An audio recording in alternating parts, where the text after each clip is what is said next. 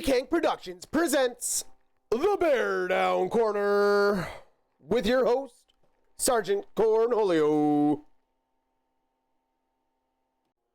Hey everybody, this is Sergeant Cornholio here, and this is the Beardown Corner. Welcome in. We're going to get into it as we have some around the league stories and news for you this week on this edition of the Beardown Corner, where we are going to dive right into it. We completed the State of the Division last week.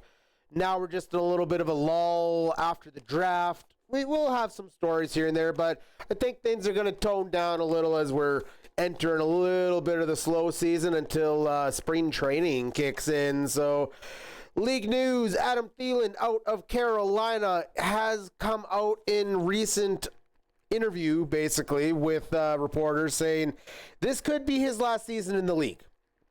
Now, he started his career in Minnesota, had some really good years there. Him and Kirk Cousins connected right away, but when they drafted Justin Jefferson, the writing was on the wall for Mr. Thielen. He was more notably played alongside Stephon Diggs during his early years in the league.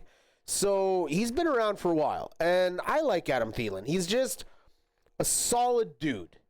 And he is just Mr. Reliable. Like, the man's 35 and entering the final year of his contract anyway with Carolina. They gave him some more incentives and he gets to make a little bit more money this year. So, there's that. But if he calls it a career, hey, I hope him the best. He's been fun to watch. And thank you, Mr. Thielen, for your years of service to us football fans.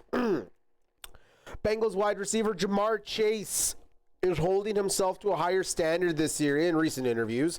He basically came out to express his desire to do better than 127 catches, 1,700 yards plus, and 17 touchdowns to gain the Triple Crown. Okay, I don't know about you, but those numbers are that of like your average top 5 receivers from the 2000s.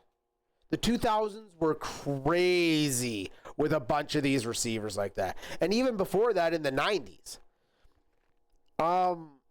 When the league went to 16 games, stats skyrocketed, right? Like, you used to have Lynn Swann and Jerry Rice. Jerry Rice still is by far the greatest receiver of all time.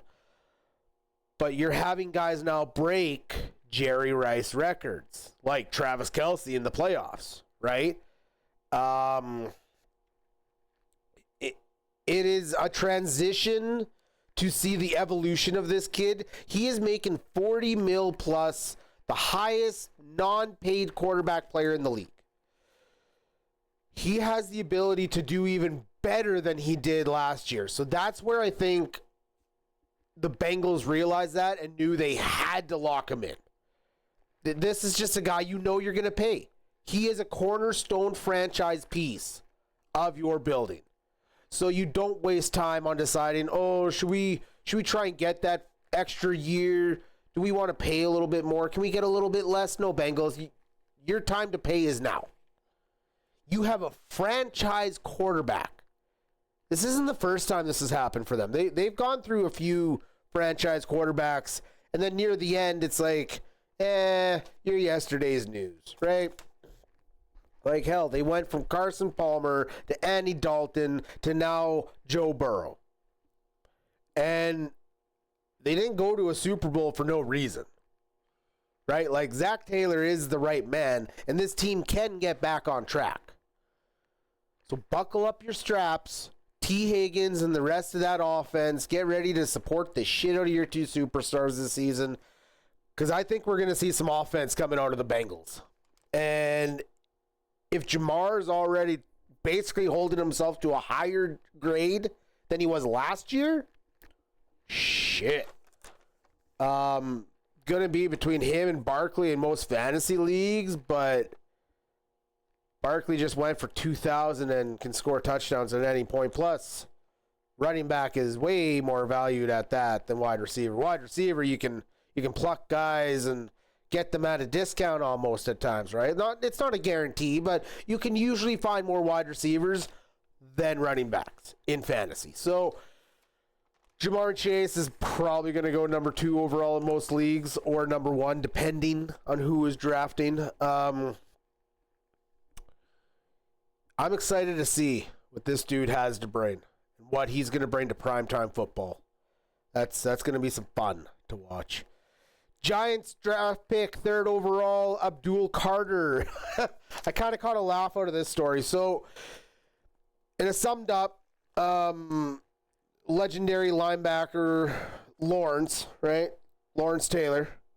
And their quarterback that won him a Super Bowl, Phil Simms, number 11 and number 56, respectively, both have their numbers retired with the Giants. Now, neither of them, because these are numbers that Carter wore throughout, college, high school, everything else, they won't unretire those numbers. So what number is he going to pick? He threw out a tweet on it where he was like, "Oh, dang, man, I ain't going to have a number for the start of the season. It's just going to be my name on the back of my jersey," right? All jokes, love, all that. He just wants to play football. But, I don't know. I think it's kind of funny that, and I get the player was respected. They retired his number, but, you literally had Warren Moon unretire number 1 in Tennessee, so that way, Mr. Cam Ward could have that and honor that tradition of that player. If you're unretiring, I guess they just don't like the kid's demeanor, I guess. That's what that would tell me. So I hope that that's not a character issue behind the scenes with the duel, because that would really suck. This kid is supposed to be the next genetic freak on the defensive line. So, we all seen what happened when Chicago decided to trade out of the position to draft at the time a quarterback that, we probably could have done without, but we missed out on that player who's now in Philadelphia. Yeah, you never want that to happen. But I hope Carter does well for the Giants as they try to shift into the future. I believe they've also picked up a quarterback in the first round. They traded back up in the later round. Jackson Dart, I believe the kid's name was. Yeah. So they're setting the reset button in their own way, right? They just hit 2 birds with 1 stone in the first round this year. They went and got their quarterback, and they got someone to disrupt the shit out of the defensive line, right? He's going to be giving O-linemen troubles for days. Not to mention, they're beefed up there. If they have one strong suit in New York, it is their defensive line. The only shitty thing is when they're always getting tired because they're having to play 3/4 of the goddamn game. That doesn't really do any good for anyone, right? So, good luck to Abdul Carter. Jim Harbaugh. He recently said in the Rich Eisen podcast, his mission is to get Justin Herbert to the fucking Hall of Fame. Well, to do that, you got to win. So they won last year, made playoffs, got knocked out. First round, weekend, Texans, right? So where do you go from there? Jim Harbaugh is no slouch. I feel he is more than capable of helping this team win playoff games. Now, how far they go will be determined by Justin Herbert. The man has thrown for 20,000 plus yards, over 170 plus touchdown passes. He can be a franchise quarterback. He has the physical gifts. He is a very quiet, humble person. And for this kid to take that next jump to reach, a Josh Allen status, Patrick Mahomes, Jalen Hurts, right? He's going to need to completely dive into this playbook with Jim Harbaugh in his second year. This is going to be his make or break, I think, if he's going to succeed in Jim's system. I know that he runs a lot, but the man turned around fucking Alex Smith's career, okay? And then he shipped him off to KC, which then jump-started the tutelage for fucking Patrick Mahomes. Okay, so this quarterback guru fucking went to the Super Bowl with Colin Kaepernick. All right? Colin Kaepernick, at the end of the day, can throw a hell of a power spiral like we all wish we could, but only a few of us can. He can do that. But when you actually broke down game film, the kid was no different than, he was just the first generation of a Michael Vick takeoff. That's it. Or you want to go back even further, Randall Cunningham or Fran Tarkenton. Okay? All running quarterbacks, the new generation of quarterback, they're running. Okay? These are athletes. As the game slows, like Patrick Mahomes has learned, you still want to be able to run, but you gotta pass. I don't think it's inconceivable to see Justin Herbert and Jim Harbaugh lifting a Los Angeles Chargers Super Bowl, not this year, but in the future. As long as they develop a wide receiver core more than Ladd McConkey around this guy, the sky's the limit. All right? Everyone they brought in this offseason, they're just complimentary shit right now. McConkey is the number one. Go get Keenan Allen, then maybe we talk this season or next. Because he ain't done yet. He's only 32, 33. The man wants to play. I know he has had some hip issues, but you go get Keenan Allen, let him finish out his career in the next 3 years. There might be some competition for the Bills and the Chiefs. So, good luck, Jim Harbaugh, in your plan to accelerate and take your quarterback with you to the Hall of Fame. Because honestly, he's a Hall of Fame coach, in my book. If he wins the Super Bowl, he's a Hall of Fame coach. Because he went to multiple franchises and turned them around from previous years. Playoffs with the Chargers, right? He did it in Michigan. They failed to even make the FCS playoffs or whatever the hell it was. And then he turned that whole college program around. Before that, it was San Francisco. The man breeds it's not just him, it's his brother too. John over in the Ravens. That family knows what it takes to win. They know how to plan for this NFL. And I think he still has it. I think he's going to get the Chargers to a hump. I think they'll be in a Super Bowl. I don't know, depending who the team they're playing.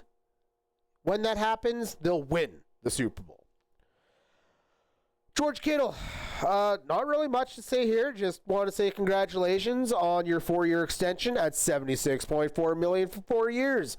32-year-old tight end, just one of the highest paid tight ends in the league now, and this man doesn't look like he's slowing down. So I hope they get Brock Purdy locked up, because otherwise that you would not have let as many guys walk as you did this year if you weren't planning that. So. Shedeur Sanders, here's a little bit of story for you on him. 2 stories, actually. One was the prank phone call. Former interim head coach of the Jets, Jeff Ulbrich, his son, got Shedeur's number off his tablet and called him saying that he had been drafted or whatever. He got all excited, but it was a prank, right? The league didn't think it was that much of a prank after fining the Atlanta Falcons $250,000 and Jeff Ulbrich, defensive coordinator for the Atlanta Falcons, $100,000. That kid is in shit. $350,000 prank call. Holy shit. But it's kind of funny considering the kid dropped all the way to the 5th. So that's because of his own personality issues, which plays into him when he went into the, let me get the high school's name here. We had Shedeur going to James Marshall High School in Cleveland, Ohio. Now, this was supposed to be like a surprise. Hey, everyone, how's it going? Things are, we're going to do great this upcoming season, right? Just a prep rally, right? Dude, you're the 5th round draft pick quarterback. You weren't even drafted as the first quarterback by the Browns this year. They picked a dude in the 3rd round. And, like, they got Joe Flacco on the roster. They went and traded for Kenny Pickett. We all know Deshaun's not going to be playing, but, like, this team has, like, 6 quarterbacks in their fucking quarterback room. You probably won't be the starting quarterback.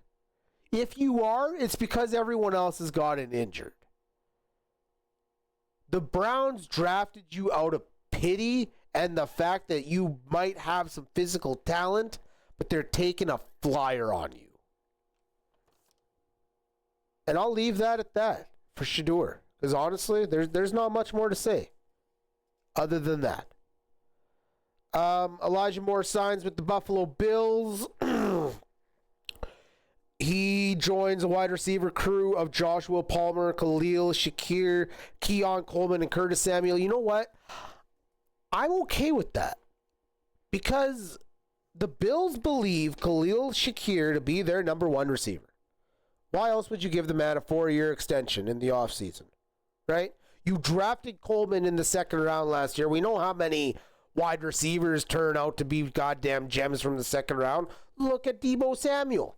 Right? Joshua Palmer, another talented wide receiver out of the Los Angeles Chargers, has shown the signs of being a top-tier receiver, right? He's had some injury issues, though, so if he's healthy, there's nothing wrong with the Bills' wide receiver room when you look at it from a roster organization perspective. These men have faith in the collective group they already have, right? They let Mac Hollins walk for New England, and they could have brought in someone else or drafted, but they didn't. They shored up the defense to get it ready to go. Offensively, they already know what they can do. And Josh Allen's just like, shit, let's go, boys. I got you on my back. I don't give a fuck who I'm throwing to. We're going to the Super Bowl, boys. That's what we're doing. And we don't need the media or anyone else to tell us who my wide receivers need to be. I'll make my wide receivers. Because he is that kind of quarterback. So, yeah, other than that, Falcons and Ravens both exercise their 5th-year options for Drake London and Kyle Hamilton, safety and wide receiver, respectively. That does it for Around the League news and stories. That's the Beardown Corner, folks. I'm Sarge Cornholio. You all be great the rest of this week. Take care, be safe, and we will catch you next week here on the Beardown Corner. You can catch us every Tuesday morning at 6 o'clock General Mountain Standard Time, 8 o'clock Eastern. Take care.